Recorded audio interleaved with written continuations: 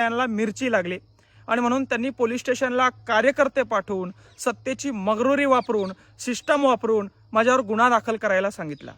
खरं तर तुम्ही आमदार आहात, तुम्ही आमदार असताना आम्ही सामान्य लोक तुम्हाला प्रश्न विचारणार, आम्ही सामान्य लोक तुमच्या विरोधात आंदोलन करणार, आम्ही सामान्य लोक तुमची गाडी अडवणार, आम्ही सामान्य लोक तुम्ही घेतलेल्या प्रत्येक चुकीच्या निर्णयावर आवाज उचलून उद्रेक करणार।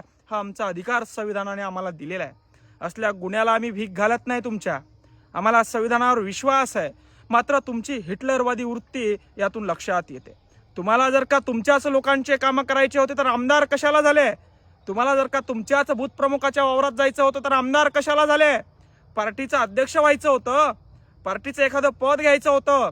आमदार म्हणजे काय तुमच्या घरचं पद वाटलं काय तुम्हाला? आंधळे पंचनामे केले, जिथं जास्त नुकसान झालंय ते सोडून दिलं आणि कार्यकर्त्याच्या वावरात जाऊन पंचनामे केले।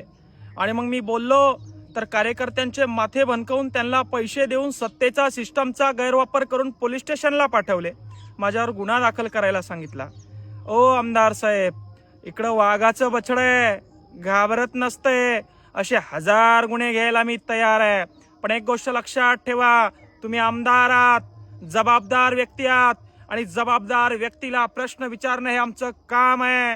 आणि आमच्या गोरगरीब शेतकरी बांधवांवर अन्याय होत असेल, एकतर्फी भूमिका त्यांना जर का तुम्ही देत असाल, भेदभाव जर का त्यांच्यासोबत तुम्ही करणार असाल तर तुम्हाला खणकावून जबाब विचारला जाईल। आमदार झाले म्हणजे काय राजे महाराजे झाले नाही तुम्ही। गुन्हा दाखल करताय, न्यायदेवतेवर आम्हाला विश्वास आहे, पण तुम्हाला असं वाटत असेल की गुन्हा दाखल केल्याने या मंगेश साबळेचं राजकारण संपेल। मी राजकारण करत नाही, तुम्ही राजकारण करतात।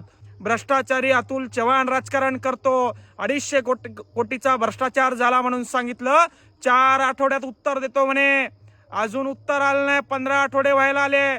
आणि तुम्ही आमदार कसे झालात हे देखील आम्हाला माहिती आहे, तुमचा पुतण्या जिल्हा परिषद सदस्य कसं झालं हे देखील आम्हाला माहिती आहे।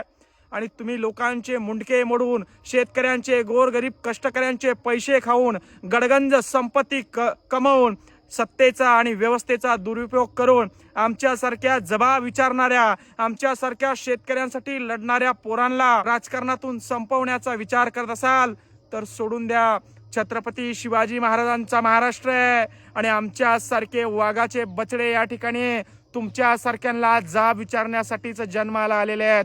तमचा आणि व्यवस्थेचा उपयोग करून किती दंडपशाही करायची ती करा, मात्र आमच्या अंगामध्ये लागलेली आग ही शांत बसणारी नाहीये। तुमचे 4-2 मुंडके पैसे घेऊन गेले असतील तिकडे, पण लक्षात ठेवा, शेतकऱ्यांसाठी गोरगरीब कष्टकऱ्यांसाठी काम करणारा आणि आवाज उचलणारा हा कार्यकर्ता आहे। कमवलेली संपत्ती, तुम्ही खाल्लेलं गोरगरीब कष्टकरी शेतकऱ्यांच्या टाळूवरचं लोणी बाहेर काढायला जास्त वेळ लागणार नाही, म्हणून तुम्ही तुमच्या जबाबदारीनं वागा, शेतकऱ्यांसोबत भेदभाव करू नका। सरसगट पंचनामे झाले पाहिजे, सरसगट नुकसान भरपाई मिळाली पाहिजे, ही भूमिका तुमची ठेवा। आज शेतकऱ्यांचं नुकसान झालं असताना गोर गरीब कष्टकरी शेतकऱ्यांच्या बांधावर जाण्याऐवजी बूथ प्रमुखाच्या बांधावर जाऊन चहा पोहे खाल्ले, तुम्ही मस्त फोटोशूट केला। आणि आम्ही तुम्हाला बोलायचं नाही की शेतकऱ्यांची काबाड कष्ट करणारी पोरं आणि जाब विचारणार, आम्ही टॅक्स भरतो म्हणून पगार तुमचं होतं आणि म्हणून आमच्या पगारावर जगणारे तुम्ही अशी दडपशाही करून मगरुरी सत्तेची मगरुरी व्यवस्थेची वापरून आम्हाला दाबण्याचा प्रयत्न करत असाल तर याचा उद्रेक होईल। आणि सत्तेची मगरुरी तुम्हाला एवढी आलेली आहे, तुम्ही व्यवस्थेचा आणि सिस्टमचा वापर करून गुन्हे दाखल करायला सांगतायत। आमदार झाले म्हणजे काय यांच्या घरचं पद नाही आहे, प्रत्येक मतदारसंघातील नागरिकाला सांभाळून घेणे, त्याच्या सुखादुःखात सामील होणे हे यांचं कर्तव्य आहे। आमदार म्हणजे यांनी यांच्या पार्टीची खैरात मांडून या ठिकाणी ठेवली आहे। हे पार्टीचं पद नाही, हे पक्षाचं पद नाही, इथल्या जनतेला व्यवस्थेने डॉक्टर बाबासाहेब आंबेडकरांनी दिलेलं पद आहे, म्हणून यांच्या मुजोरीला आम्ही घाबरणारे नाहोत। अनुराधाताई चव्हाण यांना वाटत असेल की या साबळेवर असे 4-2 गुन्हे दाखल केले म्हणून हा साबळेचं राजकारण संपेल, तर मी राजकारण करत नाही।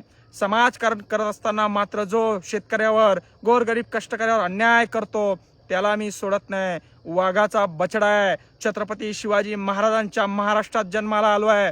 तुमच्यासारख्यांना घाबरून, तुमच्यासारख्या हिटलरवादी विचारांच्या लोकांना घाबरून आम्ही शांत बसल असं जर का तुम्हाला वाटत असेल, हा तुमचा दूतखुळा गैरसमज आहे, हे लक्षात ठेवा। जय जवान, जय किसान।